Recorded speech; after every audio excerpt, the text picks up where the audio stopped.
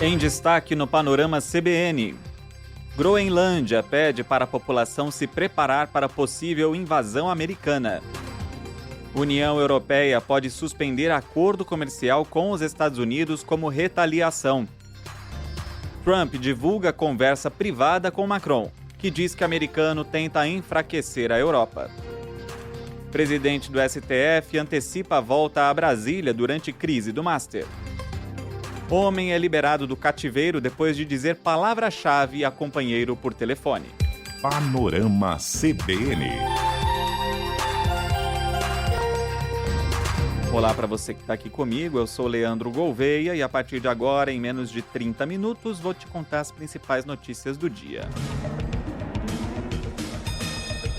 Começando pela crise envolvendo a Groenlândia, porque muita coisa aconteceu de ontem para hoje. O Fórum Econômico Mundial de Davos, na Suíça, virou palco para líderes europeus reagirem às ameaças de Donald Trump sobre a ilha e a própria Europa. O personagem principal foi o presidente da França, Emmanuel Macron, que apareceu com óculos escuros espelhados, tipo Tom Cruise no Top Gun, sabe? Ele estava com problema no olho e até pediu desculpa por causa disso. E, no discurso, que foi o principal, Macron acusou os Estados Unidos de tentar subordinar e enfraquecer a Europa e disse que as novas tarifas são inaceitáveis, ainda mais quando usadas como forma de pressionar a soberania territorial.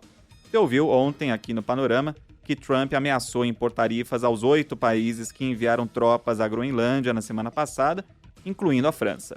Além disso, eu te contei que Macron não deve aceitar o convite de Trump para integrar o Conselho de Paz em Gaza.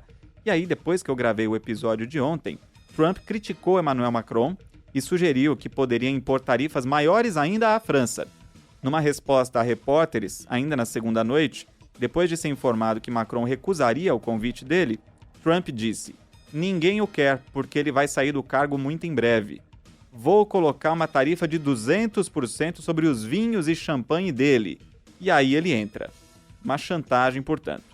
Além disso, Trump também vazou uma mensagem enviada a ele por Macron. Uma mensagem privada, que eu leio agora para você na íntegra. Do presidente Macron ao presidente Trump.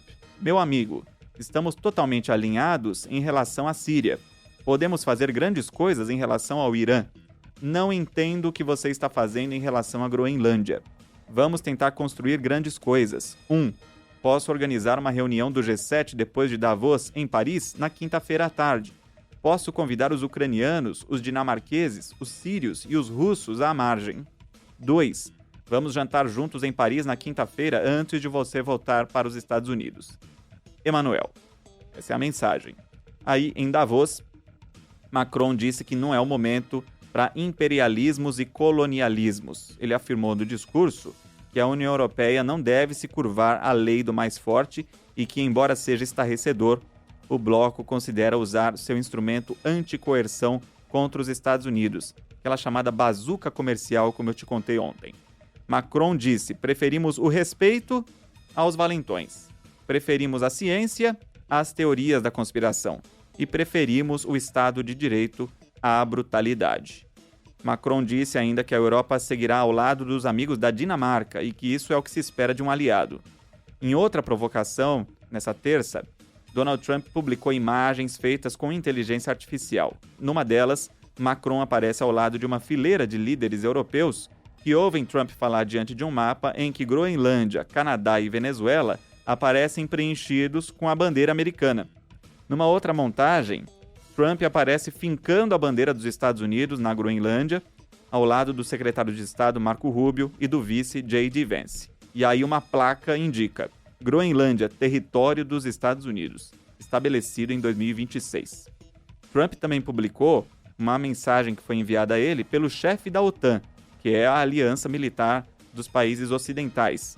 Nessa mensagem, o chefe da OTAN, Mark Rutte, diz estar comprometido em encontrar um caminho para a Groenlândia.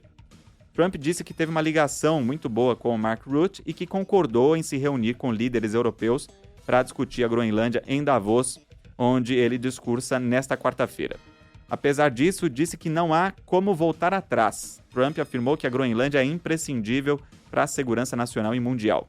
Disse assim: somos a única potência capaz de garantir a paz em todo o mundo, e isso é feito de maneira bastante simples, por meio da força.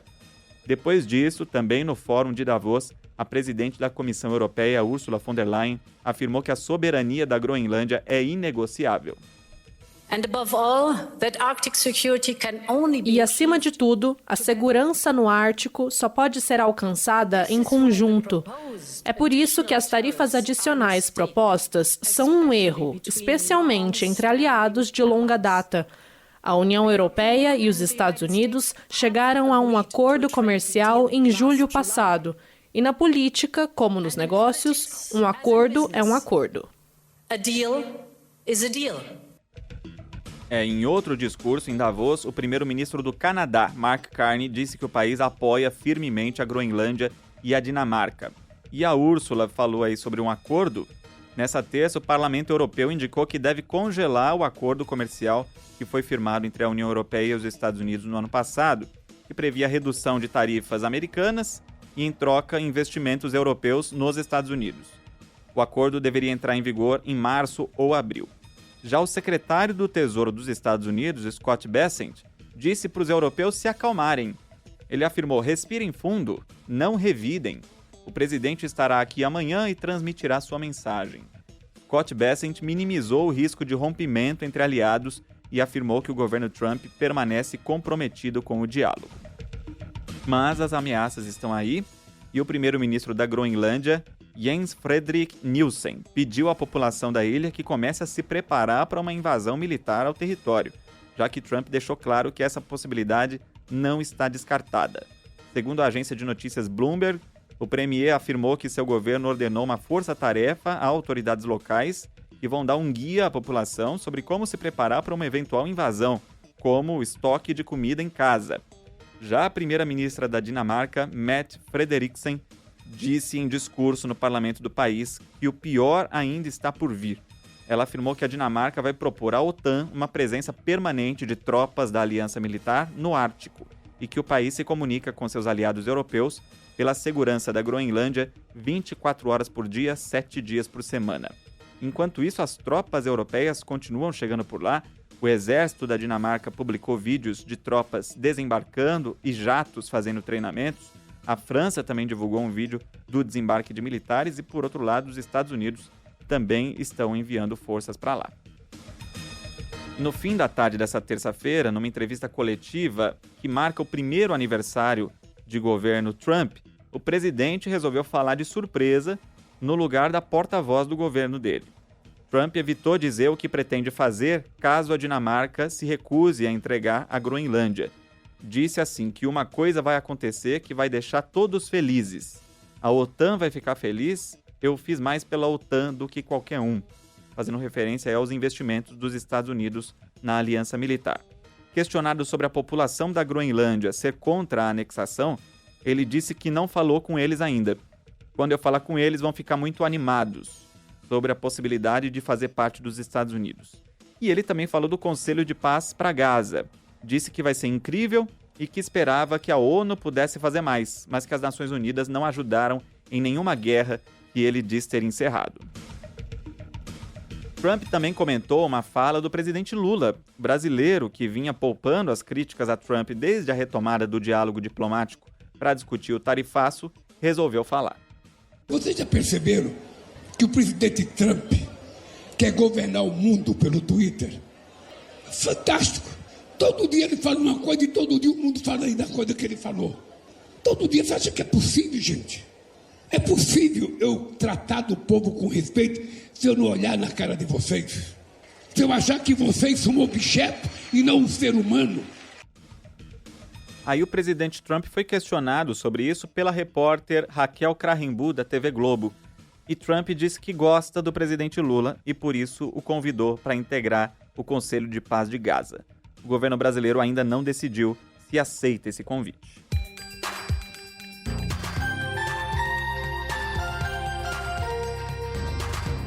Vindo aqui para o Brasil, o presidente Lula viajou para o Rio Grande do Sul.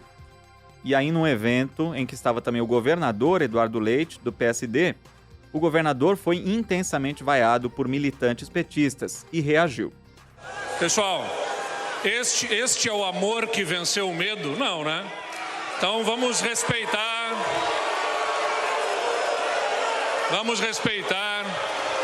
Por favor.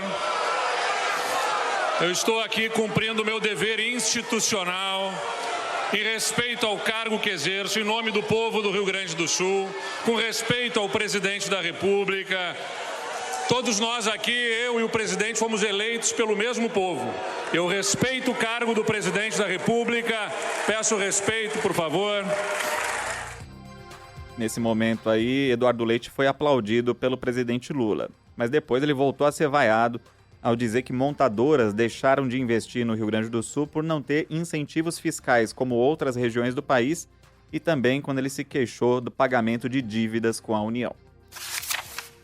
Mudando de assunto, o ministro do Supremo Tribunal Federal, Alexandre de Moraes, autorizou o governador de São Paulo, Tarcísio de Freitas, a visitar o ex-presidente Jair Bolsonaro na prisão. A decisão estabelece que a visita deve ser nesta quinta-feira, entre 8 e 10 da manhã. Essa vai ser a primeira agenda oficial entre os dois desde a mudança no regime de prisão do ex-presidente. O encontro acontece num momento de definição política, depois da indicação do senador Flávio Bolsonaro como o nome da direita bolsonarista para a disputa eleitoral desse ano. Durante o período em que cumpriu prisão domiciliar, Bolsonaro recebeu Tarcísio em pelo menos 2 ocasiões. Além da visita do governador, o ministro Alexandre de Moraes liberou a entrada de outros aliados. E o presidente do Supremo Tribunal Federal, ministro Edson Fachin, antecipou a volta para Brasília na segunda à noite. Ainda que continue oficialmente de recesso, Fachin tenta conter o desgaste institucional do Supremo. O foco da crise é o ministro Dias Toffoli e a condução do caso Master. A pressão para que ele deixe a relatoria aumentou. Pedidos de afastamento foram protocolados na Procuradoria-Geral da República. Cabe agora ao PGR decidir se entra com uma ação no Supremo para retirar Toffoli do caso. A repórter da CBN, Gabriela Echenique, apurou que, mesmo de férias, o ministro Edson Fachin conversou com quase todos os colegas de tribunal para tentar dar uma resposta institucional e tirar o STF do centro da polêmica. As conversas que ele teve foram com praticamente todos os ministros da corte, isso porque há um incômodo, ao menos de parte dos ministros, em relação à relatoria sob o comando de Toffoli. A avaliação é que Toffoli tem dado decisões incomuns e polêmicas, mas os mesmos interlocutores também avaliam que as chances dele deixar a relatoria do caso Master por iniciativa própria são mínimas. Os ministros têm negado que tem feito uma pressão em cima de Toffoli nesse sentido, mas reconhecem que a situação está ficando cada vez mais delicada. A pressão tem aumentado, até mesmo integrantes da Suprema Corte avaliam que a pressão tem sido cada vez maior, mas que mesmo assim Toffoli não deve ceder. A crise também chegou ao Legislativo. A oposição conseguiu as assinaturas necessárias para criar 3 frentes de investigação sobre o caso Master. Uma CPI na Câmara, outra no Senado e uma comissão parlamentar mista de inquérito. E a operadora Mastercard suspendeu todas as transações dos cartões do Will Bank. A interrupção acontece porque o banco digital, que pertence ao Banco Master, não cumpriu regras da rede e leis locais. O Will Bank está sob intervenção do Banco Central desde 18 de novembro do ano passado, num regime em que a diretoria é afastada, mas os serviços deveriam continuar funcionando, enquanto o Banco Central busca investidores estrangeiros para evitar a liquidação da empresa. No entanto, pagamentos feitos na segunda-feira por clientes já não foram liquidados, de acordo com o jornal Folha de São Paulo. O Brasil voltou a ter apenas uma empresa entre as 500 marcas mais valiosas do mundo. O ranking da consultoria Brand Finance mostra o banco Itaú Unibanco na posição 254. A instituição subiu 20 lugares em um ano, com valor de mercado estimado em quase 10 bilhões de dólares. Por outro lado, o Banco do Brasil, que ocupava a posição 467 no ano passado, deixou a lista. No topo do ranking, o domínio é das gigantes de tecnologia dos Estados Unidos, impulsionadas pela corrida da inteligência artificial. A Apple lidera com folga. Na sequência aparecem Microsoft, Google e Amazon. O destaque de maior salto global é a Nvidia. A fabricante de chips dobrou de valor e já supera marcas como Facebook e Walmart. A única exceção ao domínio americano no grupo dos 10 primeiros é o TikTok da China, que agora ocupa o 6º lugar mundial.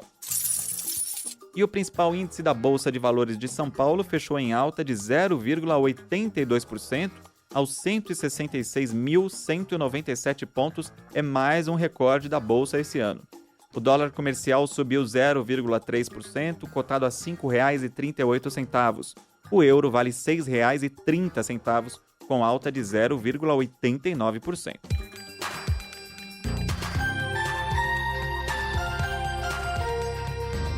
E a Polícia Civil de São Paulo libertou na madrugada dessa terça-feira um homem mantido refém por 30 horas. A vítima, um auditor fiscal, estava num cativeiro em Osasco, na Grande São Paulo, desde a noite de domingo. Ele foi abordado por criminosos armados enquanto dirigia pela Avenida Rebouças, na zona oeste da capital. O caso foi solucionado porque o companheiro dele conseguiu ligar para o auditor e aí esse auditor, a vítima, usou uma palavra-chave que os dois já tinham combinado previamente, indicando que estava em perigo. O detalhe é que essa palavra foi combinada pelo casal porque o auditor já tinha sido vítima de um sequestro relâmpago em 2021. Tinha sido vítima daquele golpe do amor.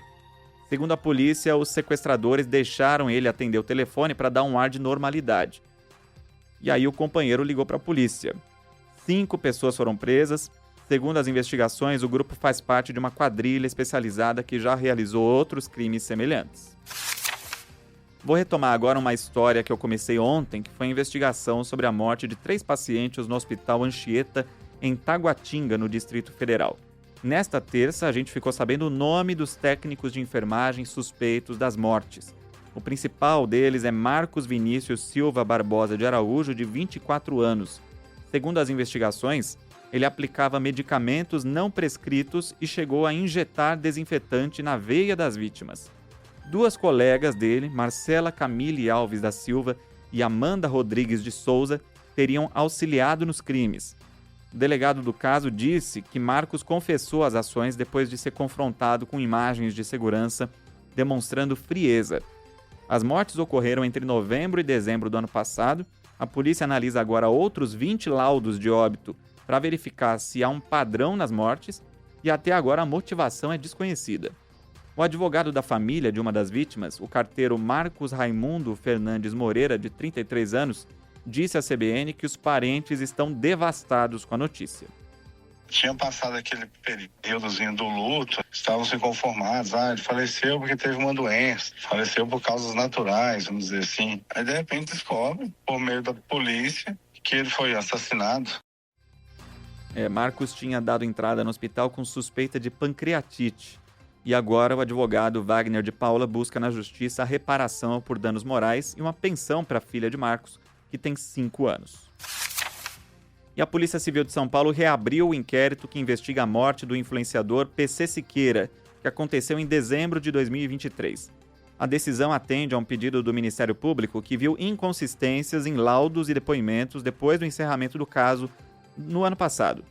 Na época, a conclusão policial indicava suicídio, mas a promotoria agora quer apurar novas frentes, como instigação ao suicídio ou até homicídio. Nessa terça-feira, peritos fizeram uma reconstituição no apartamento onde ele vivia em São Paulo. A defesa da família de PC Siqueira alega que o cenário encontrado no apartamento não bate com os relatos dados à polícia pela ex-namorada do influenciador. PC Siqueira foi pioneiro no YouTube brasileiro, mas enfrentou um declínio na carreira depois de ser investigado em 2020 por suposta divulgação de imagens de abuso sexual infantil. Na ocasião, a polícia não encontrou provas nos aparelhos eletrônicos dele.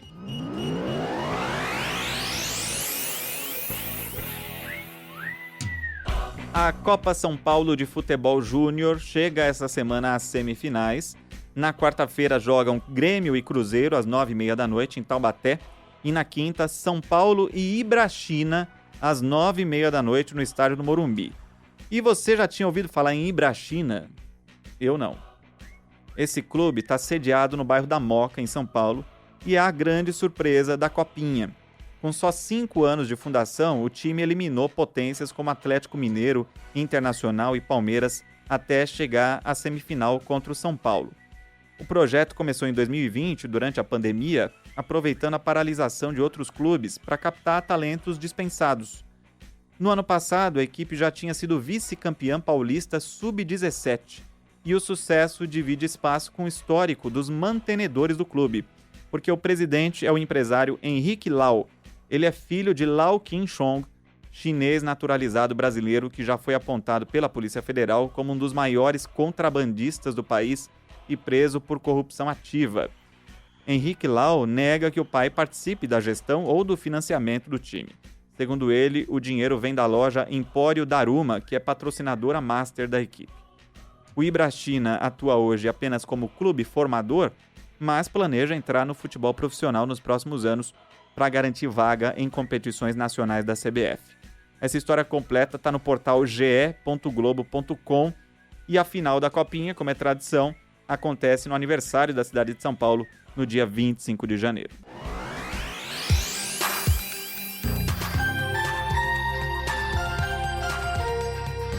E antes da última notícia, convido você a mandar mensagem para o Panorama. Meu e-mail é leandro.gouveia@cbn.com.br.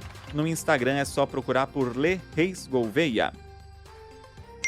Os ouvintes comentaram a Blue Monday, a terceira segunda-feira de janeiro, a mais triste do ano, segundo uma teoria que eu contei ontem. K. Rocha Miranda escreveu: cariocas não sofreram com a Blue Monday, porque hoje, terça, foi feriado. Dia de São Sebastião, que beleza, hein? O Ruben escreveu: é claro que tá todo mundo triste em janeiro, tá todo mundo liso e devendo depois do fim do ano. José Roberto Bandeira, de Muriaé, Minas Gerais. Leandro Gouveia: rapaz, hoje é meu aniversário, 5.1. Se é por ser Blue Monday ou não, não foi lá um dia dos mais animados mesmo. Mas otimismo sempre, que isso. Felicidades, José Roberto Bandeira, e muito obrigado pela audiência. Olha aí, teve gente comentando essa música aí do New Order, que eu botei ontem aqui, porque ela se chama Blue Monday. O Jordano Brito Moreira disse assim: a música se chama Blue Monday com referência às segundas pós-noitadas de domingo, regadas a música eletrônica e drogas na época. E aí as segundas sempre ficavam blue. A Camille escreveu: quando começou o New Order, meu coração parou um pouquinho. Achei que era anúncio de show, ou que tinha acontecido algo com a banda, mas adorei a curiosidade. Gosto bastante quando o Panorama termina com música, dá uma leveza ao noticiário. Abraços de Curitiba, valeu Camille. E o Hugo Carneiro: falar que essa Blue Monday até foi boa pra mim. Moro em Hamburgo, na Alemanha, e tive a oportunidade de ver pela primeira vez na minha vida uma aurora boreal aqui na cidade onde moro. Olha que beleza. E eu até fui procurar saber. Essa aurora boreal foi vista em vários países depois de uma tempestade solar poderosa. Deu para ver do Canadá, Estados Unidos, vários países da Europa. Esse tipo de tempestade pode intensificar as auroras e causar interferências em satélites, GPS e comunicações. E essas tempestades continuariam nessa terça, que é bonito, hein? Um abraço também para os ouvintes E.A. Siqueira e o Leonardo Barcelos. Vamos trocar a música agora. Quando o sol vai, você vem pra competir com as estrelas. Do seu amor sou refém. Continuamos falando de astros, do sol. Hoje eu lembrei. Começou nessa terça a venda de ingressos para o show do Projeto Dominguinho, com João Gomes, Mestrinho e JP, no Allianz Parque, em São Paulo. A apresentação está marcada para o dia 25 de abril e celebra um ano da turnê do álbum. O trio, que já tinha esgotado datas no Espaço Unimed, também aqui em São Paulo, agora leva o repertório para a Arena, que tem capacidade para mais de 40 mil pessoas. Os ingressos custam de R$ 165 a R$ 595 reais, estão disponíveis no site da Eventim. Além de São Paulo, a turnê deve seguir para o exterior ainda esse ano, com passagens confirmadas pelos Estados Unidos e pela Europa. Assim terminamos essa edição do Panorama. A produção e o roteiro foram feitos por mim, Leandro Gouveia, e a edição e a sonorização por Daniel Mesquita, o Dom. A próxima edição do Panorama chega às plataformas por volta das 7 da manhã com Bianca Santos. E eu volto na sequência. Até lá. Do seu amor sou refém. Você é minha certeza. Hoje eu lembrei de nós, debaixo dos lençóis, viajando sem sair do quarto, sonhando acordado. Você é meu norte, minha sorte, não me deixa mais forte, a razão do meu corre. Você me envolve, você me resolve. Jota, você Panorama CBN. As principais notícias do dia em menos de meia hora.